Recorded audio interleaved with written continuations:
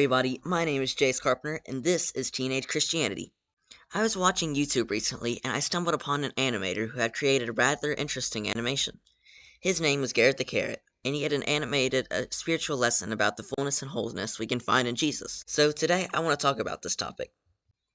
In that animation, he used peanut butter as an analogy for Jesus. The creator didn't just pick peanut butter because it's a funny food item. He picked it because of the experience of it. Think about it. When you're genuinely hungry, you don't want a snack that disappears in 2 seconds. You want something dense, something that sticks.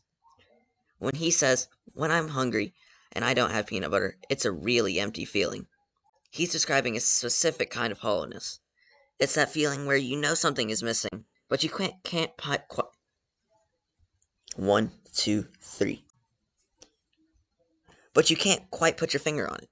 In our lives, we feel that same hollow sensation, that restless search for something to satisfy us, when we've been trying to run on our own strength or the approval of others instead of just finding our center in Christ.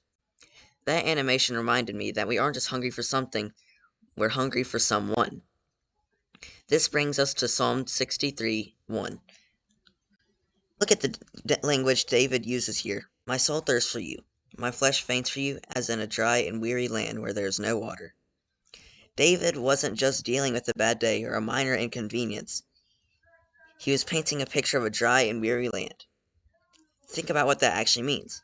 You're parched, you're exhausted, and no matter how much you try to find water, those temporary things like social media, validation, grades, and the latest trends, it's like trying to drink salt water, and it only makes you thirstier. When David said 1, 2, 3.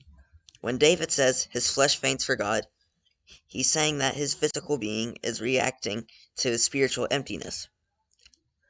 That physical fatigue comes from trying to do life, school, and relationships without any real deep-down sustenance.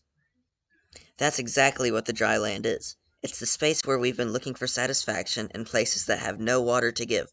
The permanent solution isn't adding more things to your schedule. It's realizing that the water you've been looking for is actually the presence of God. So why permanent peanut butter? Why does that title matter? In our world, everything is built to be temporary. The trends change, the school year ends, and the buzz of an accomplishment fades in about 24 hours. But the fullness found in Jesus, described as a living water, it doesn't evaporate. When you have a jar of peanut butter in your pantry, it's a staple. You know it's there. You don't have to wonder if it will satisfy you when you're hungry. It has the capacity to do the job every single time. That's the kind of consistency we can have with Jesus. He isn't a one-time fix for your bad mood. He's the permanent staple of your soul. The goal for this week, for both you and me, is to stop trying to fill that empty feeling with empty things. Next time you feel that drying sensation, that restlessness, don't reach for the temporary snacks. Stop. Acknowledge that you're thirsty, and then go to the only source that is permanent. That's the fullness that David was talking about. That is the peanut butter of the soul. Thank you for listening to my thoughts on today's episode of Teenage Christianity. You can always email me at thejc@gmail.com, and I'll see you in the next one.